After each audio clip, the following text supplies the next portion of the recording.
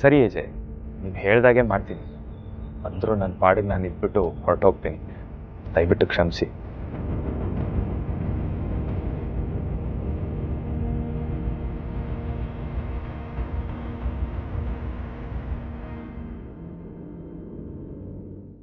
ಏನೋ ಮಾತಾಡ್ತಿದ್ದಾರೆ, ಆದ್ರೆ ಏನು ಅಂತ ಕೇಳಿಸ್ತಿಲ್ಲ.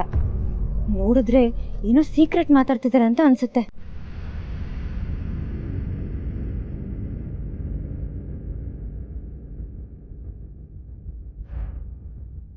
ಸ್ಮೈಲ್ ಮಾಡ್ಕೊಂಡು ಇಷ್ಟು ಕ್ಲೋಸ್ ಆಗಿ ಮಾತಾಡ್ತಿದ್ದಾರೆ ಅಂದ್ರೆ ಏಜೆ ಆಡಿದ್ದೆಲ್ಲ ನಾಟಕನಾ?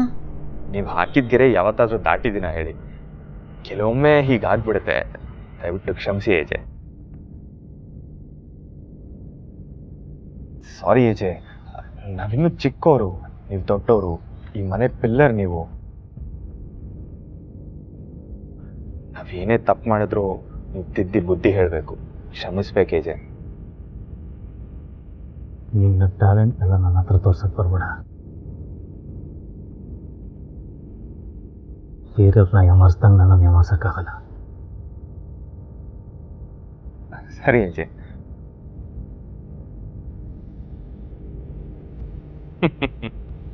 ಅದು ನನಗೆ ಗೊತ್ತು.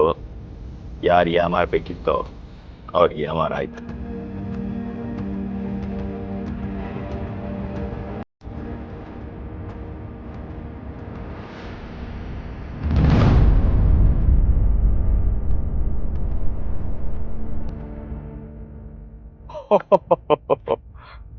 ನೀವಿಲ್ಲೇ ಇದ್ದೀರಾ ಅಂತ ಆಯ್ತು. ಇಲ್ಲೇ ಇದ್ದೀರಾ ಅಂತಂದ್ಮೇಲೆ ನಾವು ಮಾತಾಡೋದೆಲ್ಲ ಕೇಳಿಸ್ಕೊಂಡಿದ್ದೀರಾ ಅಂತ ಆಯ್ತು. ಸೊ ಇಷ್ಟೊತ್ತಿಗಾಗಲೇ ಗೊತ್ತಾಗಿರ್ಬೇಕು ನನ್ನ ಏಜ್ ಸಂಬಂಧ ಎಂಥದ್ದು ಅಂತ. 100% ಅರ್ಥ ಆಗಿದೆ ಅಂತ ಅನ್ಕೊಳ್ತಾ ಇದ್ದೀನಿ. ಡೋಂಟ್ ವರಿ ಲೀಲಾ, ನಿಮ್ಮ ತಂಗಿ ಜವಾಬ್ದಾರಿ ಏನಿದ್ರು ಈ ದೇವ್ದು. ಎಷ್ಟೇ ಆದರೂ ನಾನು ಪ್ರೀತಿಸಿದ ಜೀವ ಅಲ್ವಾ?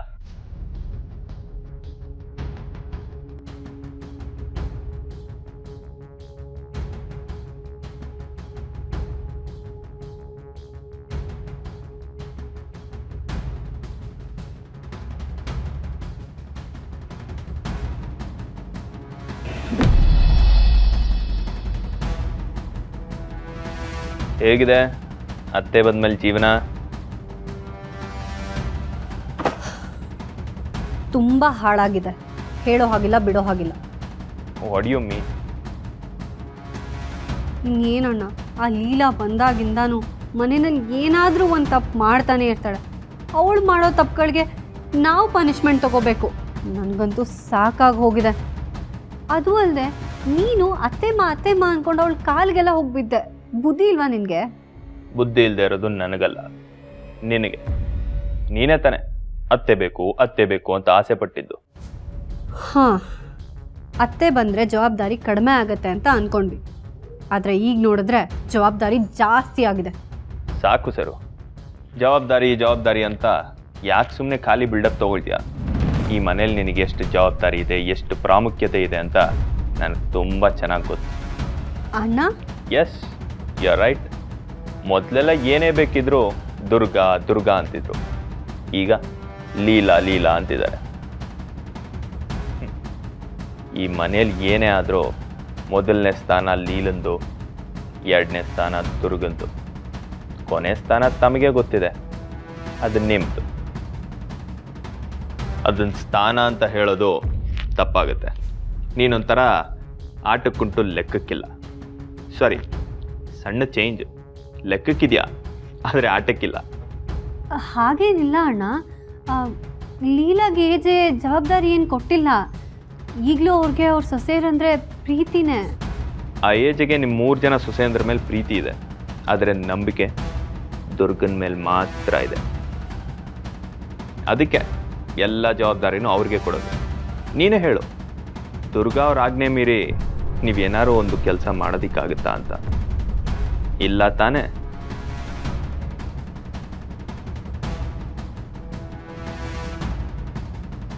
ನೀನೇ ಹೇಳು, ಸೊಸೆ ಅನ್ನೋ ಅಧಿಕಾರ ಚಲಾಯಿಸೋ ಅಧಿಕಾರ ನಿನಗಿದೆಯಾ? ಇಲ್ಲ ತಾನೆ? ಒಂದು ಲೀಲಾ ಹೇಳ್ದಾಗ ಕುಣಿತಾ ಇರಬೇಕು, ಇಲ್ಲ ದುರ್ಗಾ ಹೇಳ್ದಾಗ ಕುಣಿತಾ ಇರಬೇಕು,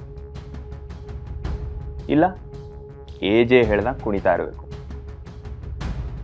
ಈ ಮನೆಯಲ್ಲಿ ನಿಂದು ಅಂತ ಐಡೆಂಟಿಟಿ ಏನಿದೆ?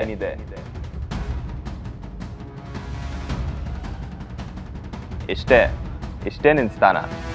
ಈ ಮನೆನ ಲೀಲಾ ಇರೋವರೆಗೂ ಲೀಲಾ ಆಳ್ತಾಳೆ, ನಂತರ ದುರ್ಗಾ ಆಳ್ತಾಳೆ. ನಿನ್ ಕಡೆವರೆಗೂ ಹೀಗೆ ಇರಬೇಕು. ಇನ್ನಾದ್ರೂ ಯೋಚನೆ ಮಾಡು, ಈ ಮನೆಯಲ್ಲಿ ಸ್ಥಾನ ಪಡ್ಕೊಳ್ಳೋದು ಹೇಗೆ ಅಂತ. ಅಣ್ಣನಾಗಿ ನಾನು ಏನೇನು ಹೇಳಬೇಕೋ ಹೇಳಿದ್ದೀನಿ, ಇನ್ನು ಮಿಕ್ಕಿದ್ದು ನಿನ್ನಿಷ್ಟ.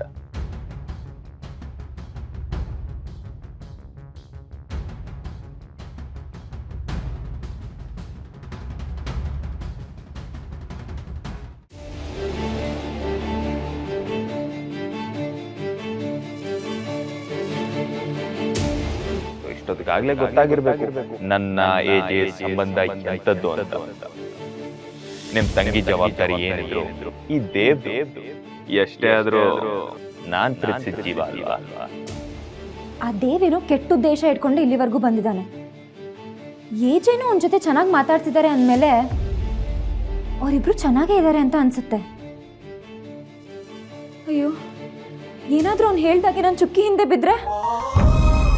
ಚುಕ್ಕಿ ಇಲ್ಲ, ನಾ ಅವಳ ಹತ್ರ ಹೀಗೆ ಮಾತಾಡಬೇಕು, ಅವಳನ್ನ ಕಾಪಾಡ್ಕೋಬೇಕು.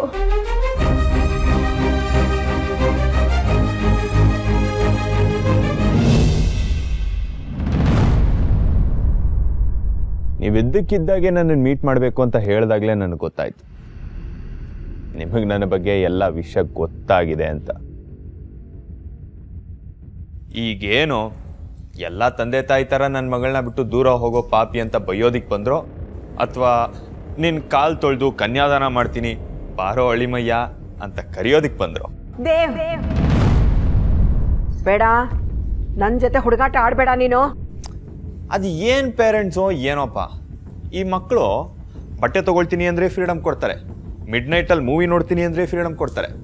ಆದರೆ ಪ್ರೀತಿ ವಿಷಯದಲ್ಲೇ ಸಡನ್ನಾಗಿ ಕೆಂಡಾಮಂಡಲವಾಗೋದು. ಒಂದು ಪರಿಶುದ್ಧವಾದ ಪ್ರೀತಿನ ಕೊಲ್ಲೋದು ತುಂಬ ಪಾಪ ಅತ್ತೆ. ಚವಳ ನಿನ್ನತ್ತೆ. ನೋಡಿ, ಪಬ್ಲಿಕ್ ಪ್ಲೇಸ್ ಇದು, ಜನ ಎಲ್ಲ ನೋಡ್ತಿರ್ತಾರೆ. ಪಬ್ಲಿಕ್ಕಲ್ಲೇ ನಿನ್ನಂತ ಒಂದು ಮರ್ಯಾದೆ ತೆಗಿಬೇಕು.